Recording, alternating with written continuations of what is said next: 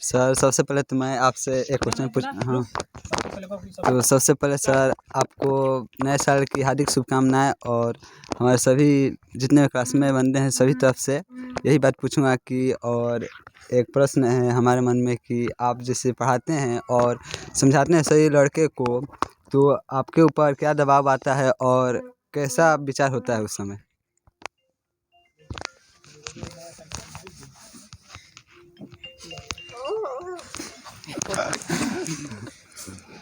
देखिए इस नववर्ष 2024 आप सभी लोगों के लिए जो भी छात्र हैं हमारे उनके लिए बहुत बहुत ढेर सारा बधाई हो। पढ़ाते समय देखिए हम ये मन में हम लोग का जो भी सोच होता है कि हमारे बच्चे अधिक से अधिक हमारे जो बात समझा रहे हैं किस भाषा में कैसे वे लोग समझे, इसके लिए अधिक हम लोग प्रयास करते हैं। हमारे बच्चे अधिक से अधिक समझे, किस प्रकार से मैं अपना नोट दूं, किस प्रकार से उसे सरल भाषा में समझाऊं कि हमारे बच्चे अधिक से अधिक समझ सके।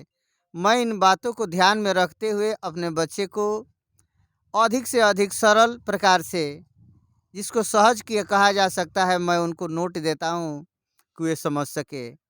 और ऐसा मुझे ये भी होता है कि हमारे बच्चे पढ़ाते वक्त डरे नहीं। अगर मान लो जो डर जाएंगे वे कुछ कर नहीं सकेंगे।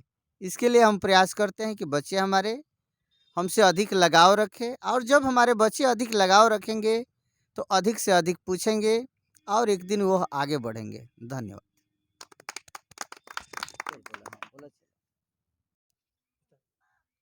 आज 1 जनवरी 2024 मेरे तरफ से सभी गुरुजनों को नव वर्ष की हार्दिक शुभकामनाएं और मेरे सभी साथियों के साथ साथियों की ओर से मेरे गुरु का हार्दिक शुभकामनाएं। सर मैं आपसे यह प्रश्न करना चाहता हूं कि आप गुरुकुल विद्या मंदिर का संचालन करते हैं।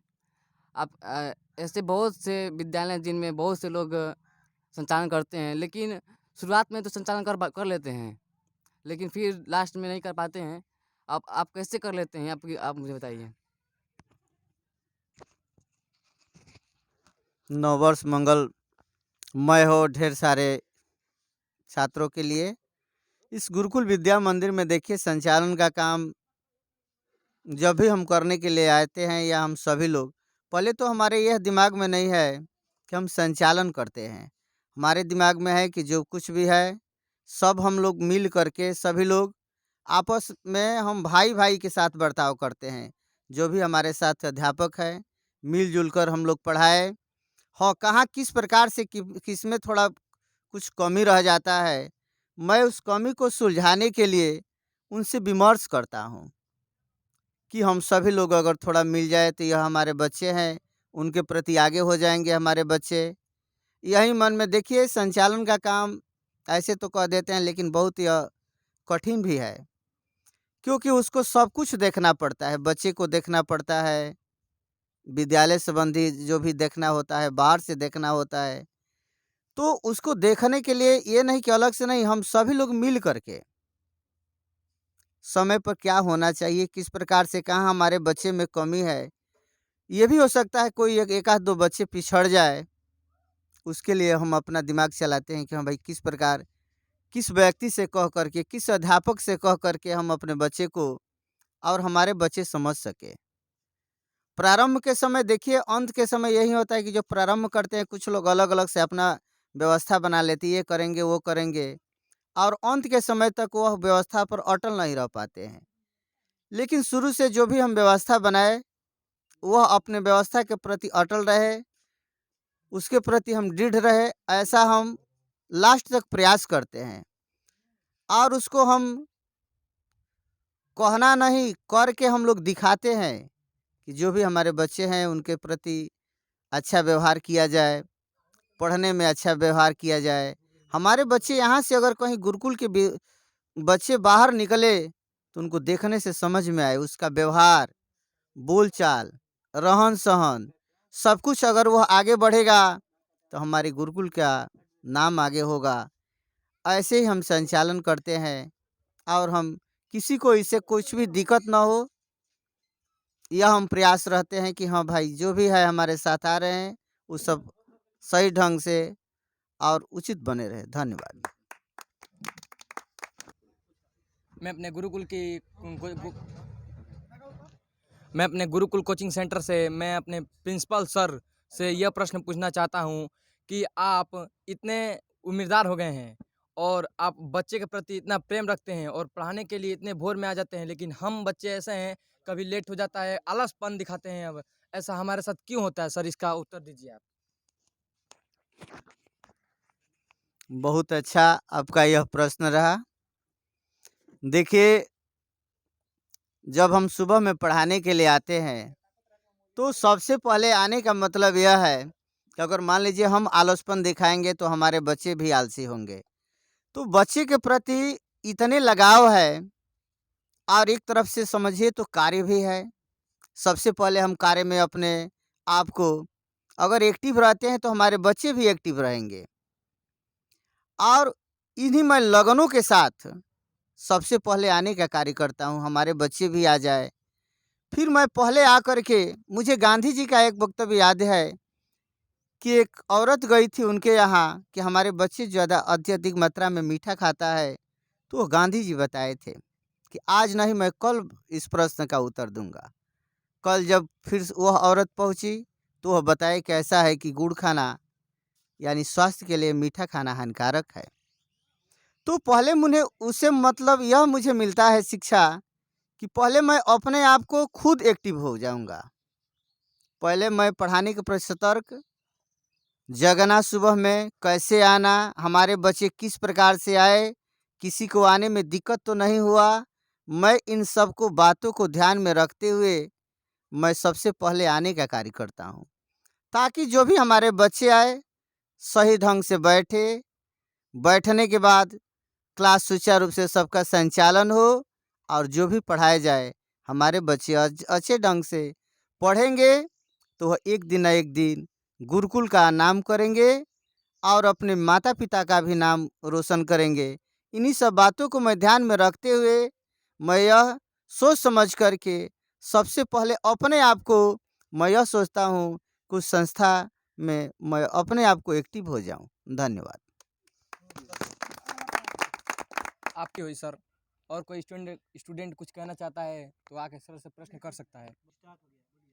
सर मैं आपसे एक प्रश्न पूछता हूँ कि एक तेज विद्यार्थी में और कमजोर विद्यार्थी में क्या है कि वो एक ही चीज सर से पढ़कर, एक ही सर से पढ़कर वो एक आगे निकल जाता है और एक पीछे रह जाता है, उसका क्या कारण है बताइए। बहुत अच्छा आपका यह प्रश्न रहा। भाई देखिए, जो भी बच्चे हैं पढ़ते हैं, एक ही अध्यापक से पढ़ते हैं, एक ही संस्था के अंतर्गत पढ़ते हैं, लेकिन उनकी जो मनोवृत्ति सोचने की है, आत्म उनका यह कहो कि लगन है यानी परिश्रम, वह आयो दिन बढ़ता जाता है कि मैं पढ़ करके काफ़ी अच्छे बनूंगा। अगर यह उनके मन में उत्तेजना है कि मैं अच्छा बनूंगा, तो अच्छे बनने के लिए प्रयास करते हैं। एक अच्छा बनने के लिए योग्यता होता है। जो भी हमारे साथ बच्चे हैं, मैं किस आज अब तो मनोवृत्ति ये है, हमें अच्छा बनना है। तो जो हमारे साथ बच्चे बैठे हैं, मैं उनमें अच्छा बनूं, उनको समझाते हैं। फिर उतना तैयारी करते हैं कि जो भी हमारे साथ बच्चे आते हैं, उन सब बच्चों में मैं आगे बढ़ूं। जब वह खुद आगे बढ़ते हैं, तो सबको आगे बढ़ाने का प्रयास करते हैं। देखिए, जो आगे बढ़ना है, जो सतर्कता है आगे बढ़ने के लिए, वह धीरे-धीरे जो उनके अंदर एक लगन कहा जाए, अभिलाषा कहा जाए, उत्तेजना कहा जाए, अगर उत्तेजना आ जाती है कि हमें क्लास में सबसे अच्छा बनना है, जो भी हमारे साथ आ रहे हैं बच्चे, उनको हमें कुछ न कुछ बताना है। देखिए, जो आगे बढ़ने वाले लोग होते हैं, जो आत्मनिर्भर बच्चे होते हैं, वह कभी पीछे मुड़ करके नहीं देखते हैं कि हमारे पीछे क्या होते हैं। आत्मनिर्भर जो भी व्यक्ति हैं, वह यह नहीं मुड़ कर के हम जो काम कर दिए, पीछे वाले लोग करेंगे, लूट ले जाएँगे, ये करेंगे, ये नहीं देखते हैं। यही कारण होता है। कुछ जो बच्चे होते हैं, देखिए ऐसा नहीं कहा जाए कि मंद बुद्धि के होते हैं, तेज बुद्धि के, हम इस बात को नहीं मानते हैं। लेकिन यह ज़रूरी है कि जो भी हमारे बच्चे हैं, वह आत्मनिर्भर होना चाहिए, उनका लगन होना चाहिए और वो एक दिन न एक दिन आगे बढ़ जाएँगे। धन्यवाद। सर मैं एक आपसे प्रश्न पूछना चाहता हूँ कि हम पढ़ते ज़्यादा हैं, परिश्रम भी करते हैं, लेकिन हमारा आत्मविश्वास बढ़ने के लिए अब हम क्या कहना चाहेंगे हमारे लिए आप? बहुत अच्छा। देखिए आत्मविश्वास आपका धीरे-धीरे आगे बढ़ जाएगा। अगर आप किसी प्रश्न को या किसी चीज़ को आप करते हैं, आपको अब यह पता चल जाए कि हमें सम आ रहा है।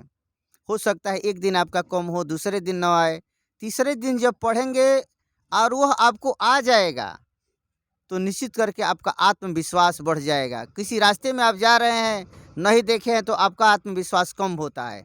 लेकिन जब उस रास्ते को देख लेंगे, तो आपका आत्मविश्वास बढ़ जाएगा और धीरे-धीरे जब आपका आत्मविश्वास बढ़ेगा, तो अपने आप में आप बहुत बड़ा हो जाएँगे। वही कारण है कि आप उसमें मन नहीं लगाते हैं। अगर व्यक्ति मन लगाए, तो उसका आत्मविश्वास बढ़ जाएगा। धन्यवाद। सर मैं फिर एक क्वेश्चन मुझे याद आया, वो पूछने के लिए मैं इच्छुक हूँ। तो मुझे ये बताइए अब कि जैसे कि पेपर देने के लिए डेट निकल जाता है और सभी लड़के जाते हैं पेपर देने के लिए और वह पेपर दे के आते हैं, तो उनके अंदर डर बनी रहती है, तो उस डर को कैसे निकाला जाए और उनके अंदर कैसे मतलब प्रभावित हो, ये इसका उत्तर दीजिए आप थोड़ा। बहुत अच्छा। देखिए, पेपर देने जाने के बाद पेपर अगर दे करके आप आते हैं, तो उसमें बच्चे को डरना नहीं चाहिए। अगर आप डर जाएँगे, जो भी आप सवाल किए, वह निर्भीकतापूर्वक चलिए जो हो गया सो हो गया।